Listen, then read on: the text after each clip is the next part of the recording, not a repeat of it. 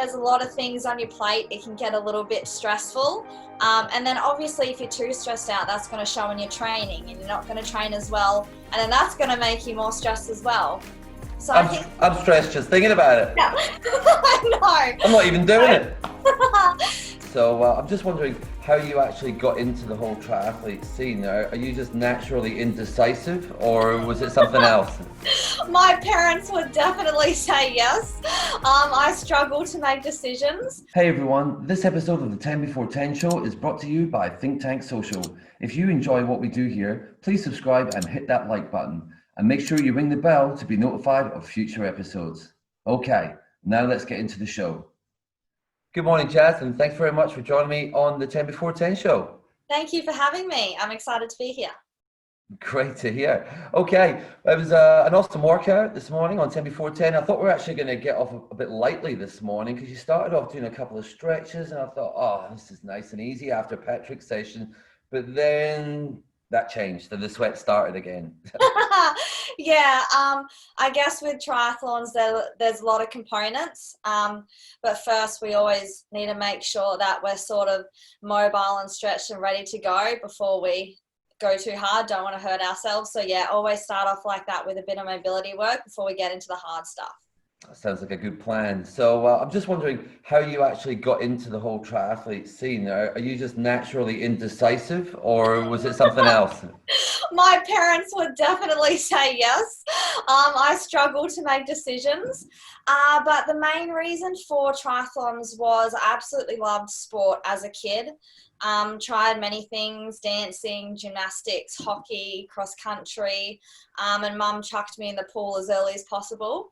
But when I was younger, I was actually watching the Olympic Games on TV, the 2004 Games, and the triathlon event came on and I watched the whole thing and it was a sport I'd never seen before and I was just like, I want to try it. So yeah, shortly after that, mum and dad were like, okay, that should wear you out.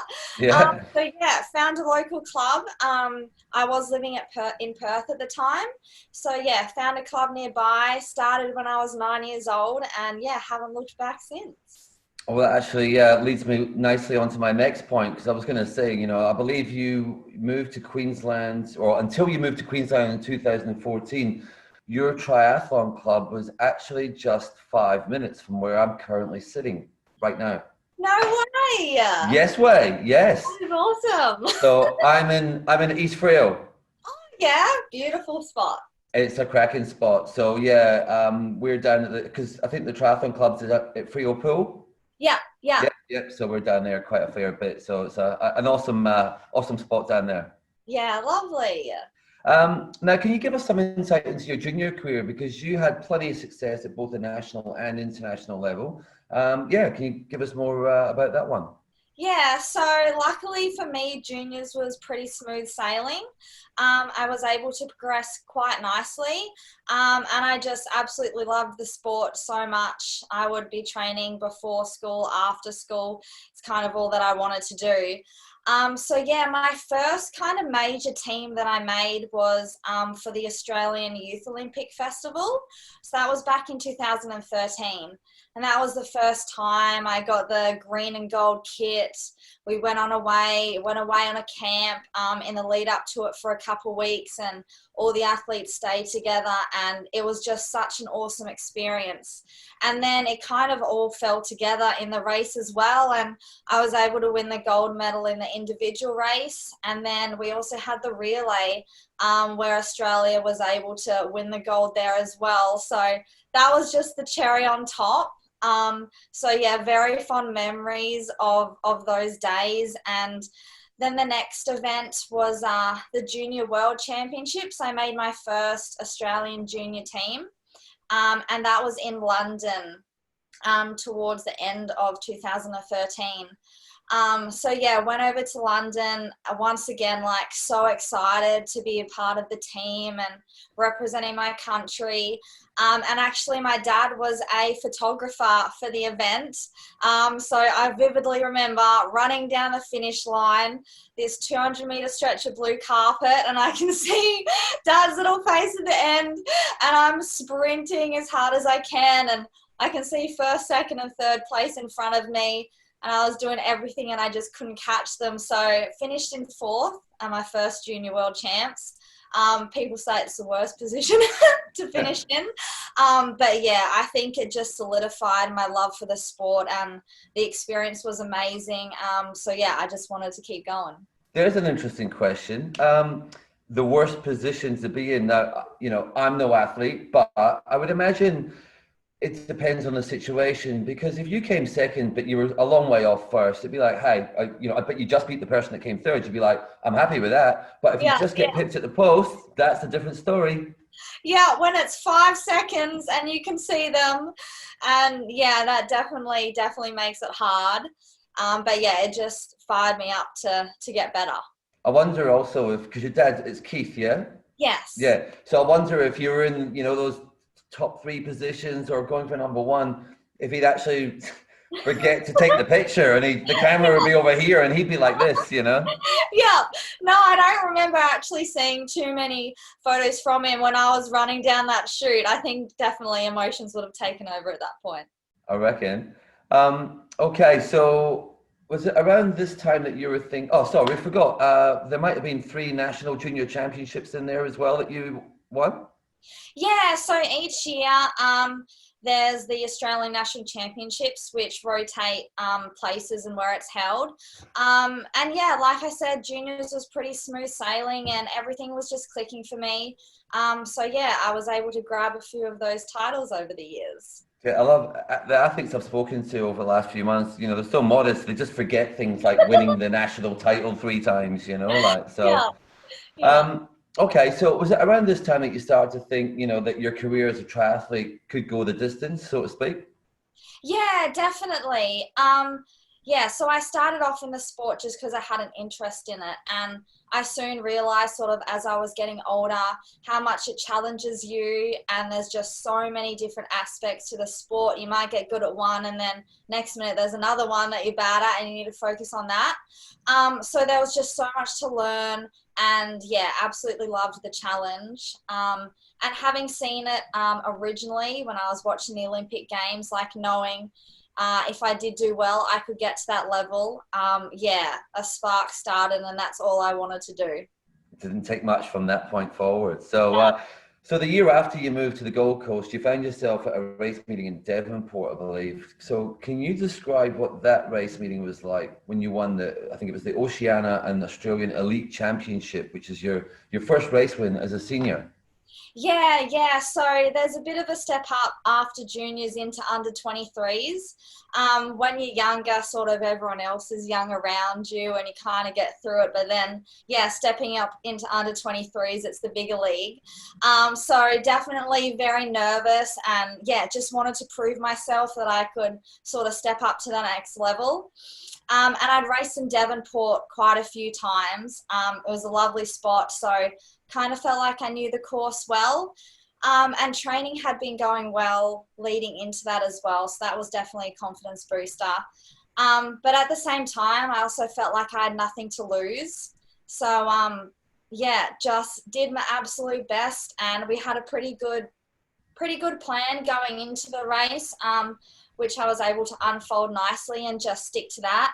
And then when it came into the 10K run, it was just about staying calm and knowing my pace and sticking to that and running how I like to run.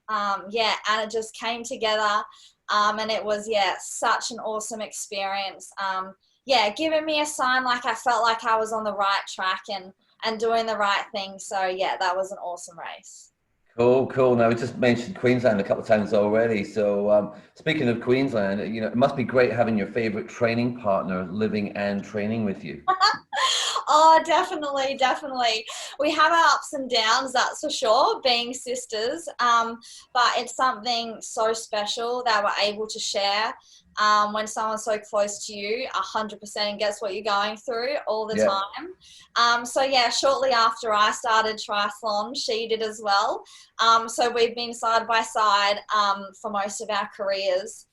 So yeah, literally racing each other. Yeah. Literally. Yeah, so I moved over here to Queensland a year before she did. So that's literally been the only year we've been apart and not training and racing together. But yeah, she definitely pushes me every day in training. And it's also cool to have someone who's got your back when you're standing on the start line. And yeah, it's just special being able to do what we do together. Fantastic. Now this one's a bit of a mouthful. Can you give us some insight into what life's like at the Triathlon Australia Gold Coast National Performance Centre? That is a mouthful and a half. I bet they wish they had an easy acronym for that, but they don't, I don't think. Yeah, we've kind of started a hashtag GCPC just to shorten it. Yeah. But yeah, it's really great. When I first came over, my coach at the time had actually been in Perth for about a year. And then he got a promotion with his job, which led him to coach over here in Queensland. And yeah, I felt like I had to follow him to get the most out of my career. So we came over here and yeah, he started the squad from the ground and just built it up over the few years. So yeah, it's been really awesome just to be a part of that whole process. But a lot of us in the squad aren't actually from the Gold Coast. We're kind of from all over Australia. So in a sense, it's kind of like our second family for everyone, which is really awesome. And yeah, we're all around a similar age and striving for similar goals. So it's really good to have that support network day in, day out with all the hard training that we do. Yeah, I mean, it seems that, again, quite a few of the athletes I've spoken to, they are based on the Gold Coast, like from all different sports, so definitely seems like it's a hub. Yeah, no, it's definitely a great spot. And especially for us, it gets a little bit difficult in winter when we're waking up early, having to jump out of bed and go right outside or swim outside. So we definitely have it good on the Gold Coast with great weather during winter. So yeah, it definitely helps. I thought you were complaining about the weather on the Gold Coast in the winter, and I was Oh like, no. whoa. No, people in London or even Melbourne heard me say that they'd be very disappointed. So cannot complain. Absolutely. Cool. Now, because that's where the rest of the think tank crew are. They're in Melbourne, and it's a running joke between a colleague of ours up in Cairns and myself. With the weather in these places versus Melbourne. So you see them with their huge jumpers on. At the moment. So Yeah. now, so we've been through a number of your highs. Have we covered all of your biggest highs so far in your career, or are there any others that we might have missed? I think last year was a pretty big year for me. So yeah, sort of after under 23s, I guess I had a few problems with injuries and things. But then last year it kind of seemed to all come together again in the elite field, which was really good. So I was able to place 7th and 9th in 2 races in the World Triathlon Series. So that was kind of my first year at doing a few of the races. So yeah, I was really stoked to sort of have those 2 performances in the elites. Yeah. Yeah. Right. So, and do you mind? Because I was going to say, like, some athletes, some disciplines, you can peak when you're young or whatever, but in the endurance sports, am I right in thinking you can keep doing that for quite a while? So you've got plenty of years in front of you? Yeah, hopefully. Yeah. Yeah, the best in the sport at the moment are sort of late 20s, kind of early 30s. So yeah, being 25, I definitely hope I haven't reached my peak yet. Yeah. And yeah, just want to keep building as much as I can for the following years. Cool. And I guess as well, especially in an endurance, you would think, again, me not being an athlete at all, but you've got so much time to think. So much of it is probably mental. And, that's something that you do get better with the age, because you've got more experience, perhaps. Yeah, definitely. No, there's a lot of swims where you're just looking at a black line Yeah. or running by yourself and all you've got is your thoughts. So yeah, definitely a lot of time to think. But yeah, I certainly hope that as the years go on, I just develop and get better and better and see where it takes me. Sounds good. Now, on a similar note, what do you, or actually, that's some of the highs. What about the lows? Have you ever been like so down and out you just thought, oh, I don't know if I can do this anymore, or like, Yeah, how do yeah, you get past that? What do you yeah. use? There's definitely been some hard times. But I think I have never ever have thought, no, this is it for me. I'm gonna ditch the sport. I've never gotten to that point. I feel like I've been in it for so long and it's rewarded me so much, even with the lows, that I just want to absolutely get the maximum out of my career. So definitely the lows would be the injuries. Being an athlete, all you want to do is push on and get better, and injuries definitely prevent you from doing that. So yeah, a couple of mine, I had some problems with my Achilles and also my ITB and hamstring, which kind of turned into like a 6 to 8 month process. So those longer ones definitely challenge you in different ways. Obviously still good that you've got to work through it, but different to the daily training challenges. So yeah, they have been some difficult times, and also having moved out of home. Mum and dad still live in Perth, so I moved out when I was 18, 19, over to the Gold Coast. So they're a little bit far away and we don't get to see them too often. So that's also definitely difficult, being so far away from them. Yeah. But yeah, you just gotta push on and focus on all the positives, and yeah, get through it as best you can. So you just touched on something before about the daily, rigors of what you do. So, what do you find is the hardest regular part of being a triathlete? Is it the training, the diet, having to be awesome at 3 times as many things as a normal athlete? Yeah, I think you really need to have a good routine with what we do, because we're training 2, 3, 4 times a day sometimes. There's not much time for lenience or any spontaneous things to come up, because when we come home, we need to make sure we're eating for the next session, or we have massage or physio or meetings with dietitians and psychologists and things. So there's kind of always something that you got to do. So yeah, if there's a lot of things on your plate, it can get a little bit stressful. And then obviously if you're too stressed out, that's going to show in your training, and you're not going to train as well. And then that's going to make you more stressed as well. So I think, I'm stressed just thinking about it. yeah, I know. I'm not even doing it. So yeah, I definitely think making sure like you have a good routine definitely helps. So yeah, it's just making sure to stay on top of things and don't let the domino effect happen would be the regular occurrence. Yeah. Sure. So, we've obviously had a bit of a weird year this year, to say the Yeah. least. A lot of us have been in, well, everyone's been in some sort of lockdown. What steps have you put in place to keep your fitness and your techniques up while you were, in lockdown? Yeah, so this year I was only able to race once, so kind of had a normal lead up to the first race of the season, and that was around mid-March in Mooloolaba. And then it was maybe a couple weeks after that where everything sort of started going a bit crazy and we all went into lockdown. So I kind of felt like I just started getting going with the season, and then all of a sudden it was like, nope, and we had no idea what was ahead.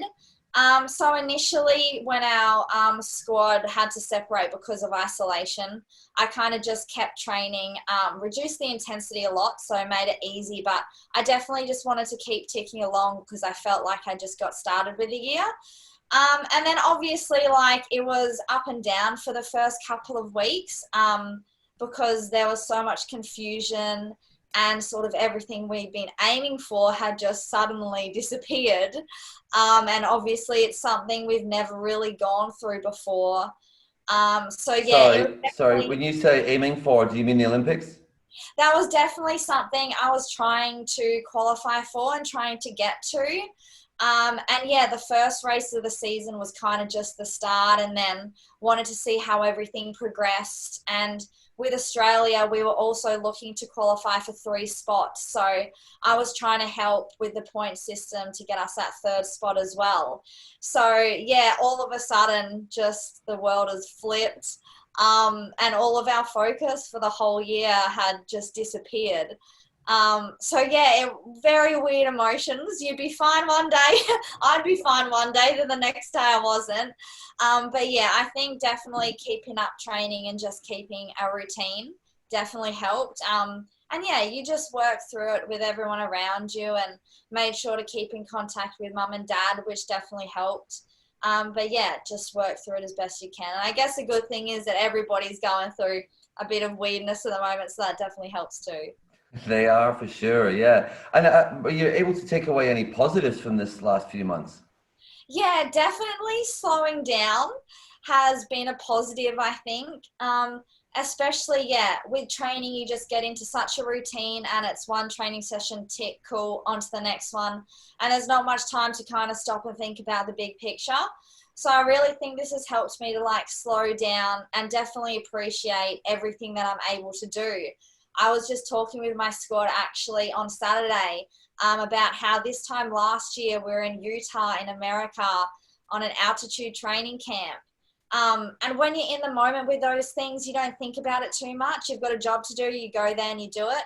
But when it's all taken away suddenly and we've got a lot more thinking time, it's definitely helped me to appreciate everything that I'm able to do, and very lucky to do so. Yeah, cool. Now, how about when you're preparing for an event, the day of, for example, is there, do you listen to the music loud or do you just zone out or you rather try and take your mind off it? What's your approach? Yeah, so I guess it depends on what time the race is starting, because sometimes we have ones in the morning and other times we have ones in the afternoon. So I think I definitely prefer the morning ones because you kind of just wake up, you get ready and you go. There's not too much time to think. But if they're in the afternoon, I normally wake up and go for like a wake up jog, just like 10 to 15 minutes, come back, have breakfast, and then there's a bit of chill time until you get ready and head down to the race. So I definitely have like my different things that I like to do. So I don't really like to watch Netflix or zone out completely. I like to kind of keep my focus, but then also make sure I'm not overthinking. So yeah, just have a few different things that I like to do pre-race, and then we head down to the race about 2 hours before. So there's not too much time on race day. Yeah. Cool, cool. But you're not one of those music people then? I think in the athlete lounge when everybody's around, I definitely like to listen to music then. Or if I'm going for a warm-up jog, I'll take my iPod with me. Definitely helps to block out all the noise around. So yeah, definitely at certain times I'll Yeah. listen to music. Cool. Now, I mean, obviously you're still very young, but have you got plans for life after competing at this stage? Because I know that you were studying a Bachelor of Digital Media, majoring in photography at Griffith University. So is that something you'd like to do moving forward? Yeah, definitely. So my dad's a photographer, as I've mentioned, and yeah, from as young as I can remember, he'd hand me a camera whenever he went out taking photos, and I'd tag along with him.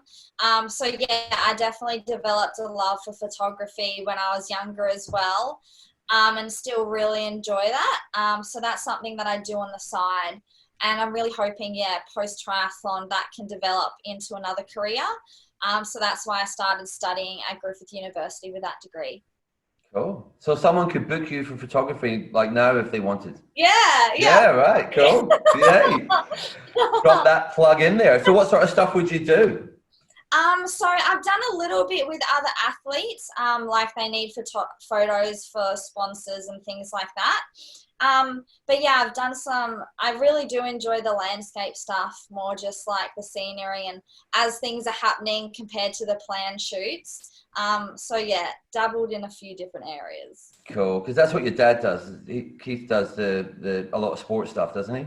Yeah, so Yeah. he teaches photography at a high school, but yeah, he's also worked at a lot of sporting events, and even done some corporate work as well. Yeah, cool. Now, if you could give some advice to the junior triathletes that are up and coming or, just starting out, what would that advice be? So definitely make sure you're having fun and don't get too serious too soon. I think juniors is kind of where it all starts out and you kind of realize your love for the sport when you're competing as a junior. So I definitely think it's important to capture that and hold on to that. And yeah, always come back when times are hard or if the training just feels like it's too much and, and you just want to stop for a little bit. Yeah, always go back to why you started and remember that and use that to sort of keep your focus and yeah, go on. Fantastic. Well, that was going to be my last question, but yeah, once I found out that you were from Freo, I just thought, out of interest, have you ever done the Rottnest swim, or is that too far even for you? That is a long way, and I Yeah. think fear of sharks has also stopped me from Yeah. entering before. But yeah, it's a great event. Can you ever? Because I mean, that's it for me. You know, like Yeah. I cannot believe that many people get in and swim 19 Ks across. Look, it's not shark and well, you could say shark infested. I mean, there's a lot of sharks out there, and they're pretty big. But people just go, oh, sounds like a great idea. You know, like, so you think you'll never do it because of that? Yeah, it is a long way. Maybe in a team one Yeah, day. I don't think I could do the full thing.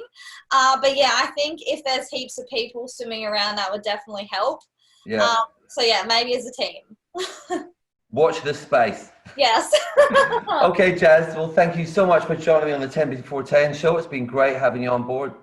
Thank you so much. All right, you take care. Bye. Cheers. Bye.